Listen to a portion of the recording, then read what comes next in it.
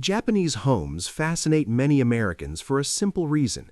They often feel calm without feeling empty, practical without feeling cold, and organized without looking obsessed with perfection. What makes that so interesting is that this effect usually does not come from one expensive renovation or one dramatic design choice. It comes from a chain of small decisions repeated across daily life. In Japan, the home is often treated less like a showcase and more like a system that protects the people inside it from dirt, clutter, wasted motion, humidity, noise, and visual overload. That is why so many Americans who admire Japanese homes are not really chasing a foreign aesthetic. They are chasing a home that feels easier to manage. That fascination has grown as Japanese ideas such as bidet seats, decluttering, and Japandi design have become more visible in the United States.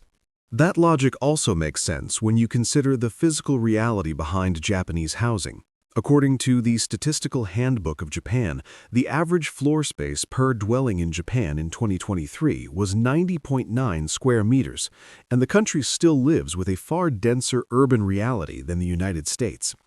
In a setting like that, every domestic habit matters more. A careless entryway spreads dirt faster, poor storage becomes visible sooner, moisture builds up more easily, rooms cannot afford to be lazy. So Japanese home culture evolved around the idea that comfort is not created only by having more space. It is created by using limited space with more discipline. That is the key that helps all 20 of these household items make sense.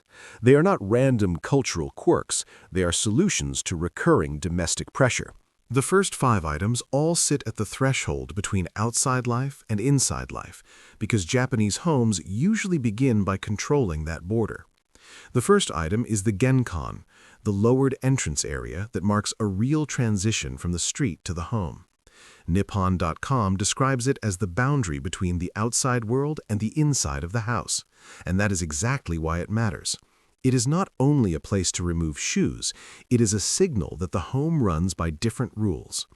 The second item is the shoe cabinet, which keeps that rule practical by giving every pair of shoes a place to disappear.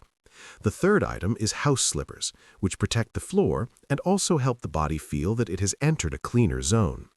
The fourth item is toilet slippers, which may surprise many Americans, but they come from a strict idea that the bathroom floor should not contaminate the rest of the house. The fifth item is the umbrella stand, a small object with a clear purpose. Rain should stop at the door, not spread through the hallway. This entire first layer is about interruption. Dirt, moisture, and disorder are interrupted before they travel deeper into the home. That logic now feels less foreign to Americans than it once did. The Washington Post reported that roughly 2/3 of Americans already remove their shoes at home in some form, and the Centers for Disease Control and Prevention notes that cleaned floors are rapidly recontaminated by microorganisms transferred from shoes. The next 5 items explain why the Japanese bathroom feels so different from the American one. In many American homes, the bathroom is still treated mainly as a place to get ready fast and move on. In Japan, it is much more often treated as a place to clean the body thoroughly and then calm it down. The 6th item is the bidet seat, the best-known Japanese household export in recent years.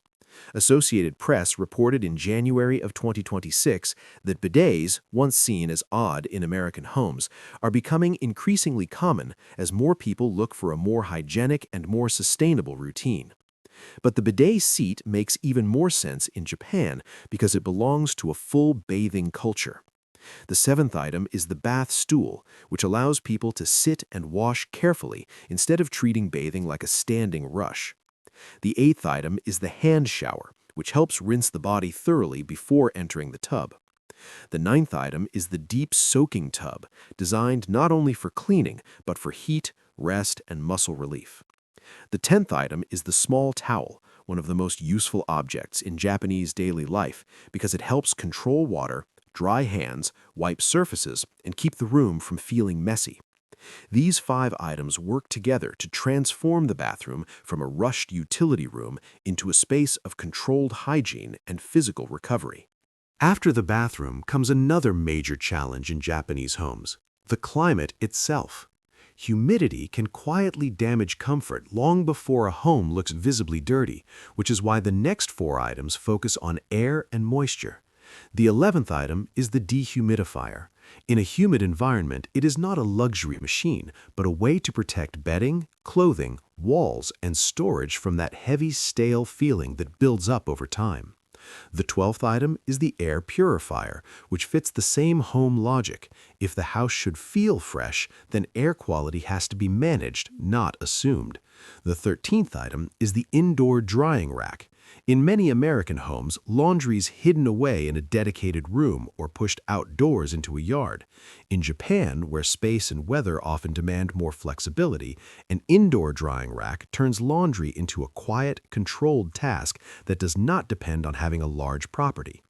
The 14th item is the moisture absorber placed in closets, cabinets, and shoe storage. It is a small detail, but it reveals a larger domestic instinct.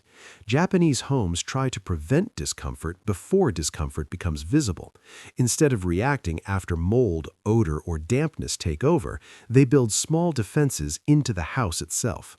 That preventive mindset continues with the next 3 items, which explain why Japanese homes often look less cluttered than larger American homes. The 15th item is the compact storage box.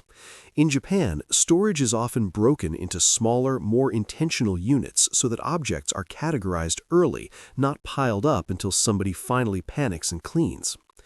The 16th item is the drawer divider, which applies that same discipline inside furniture. Small things do not become invisible mess simply because they're hidden in a drawer. They are still sorted, separated, and made easy to reset. The 17th item is the rice cooker. At first, it may not look like an organizing tool, but in practice it absolutely is. It removes friction from one of the most repeated tasks in the kitchen and turns a daily staple into something reliable, automatic, and low effort. This is where many Americans connect deeply with Japanese home culture because what looks like tidiness is often really about reducing mental load. That is one reason Marie Kondo resonated so strongly in the United States. Her appeal was not just visual minimalism, it was the promise that order could reduce stress. And the popularity of Japandi interiors shows the same desire from another angle. Americans are increasingly attracted to homes that look calmer because they function more calmly. The final 3 items reveal one of the deepest differences between Japanese and American housing.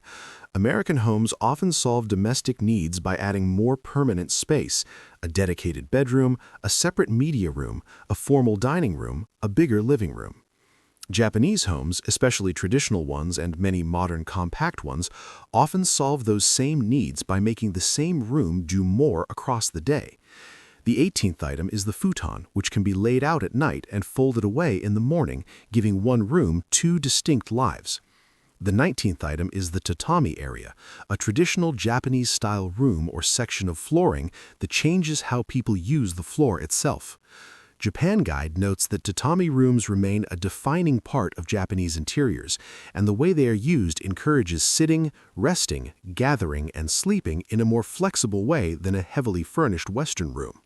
The 20th item is the kotatsu, the heated low table covered by a quilt, which the official Japan National Tourism Organization describes as a winter essential that creates warmth and comfort by concentrating heat where people actually sit together. These 3 items matter because they show that comfort does not always require more square footage.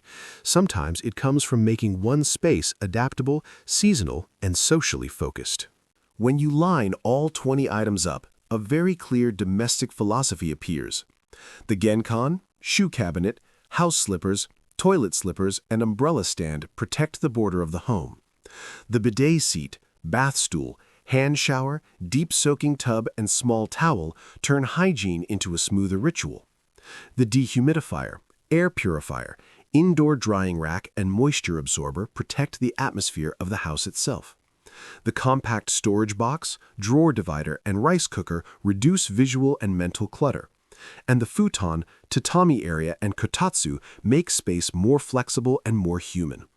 Nothing here is random. Each layer prepares the next. First, the house blocks dirt. Then it controls water. Then it controls air. Then it organizes objects. Then it makes the room work harder. That is why Japanese homes often feel coherent even when they're small. That is also why Americans increasingly borrow these ideas.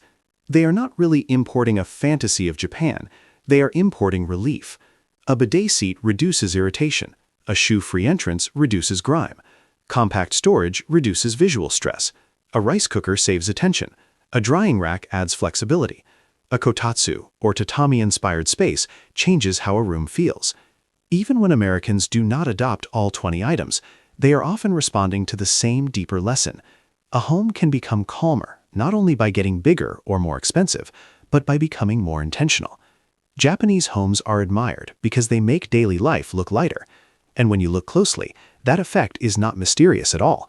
It is built, item by item, habit by habit, until the house stops fighting the people inside it and starts quietly helping them.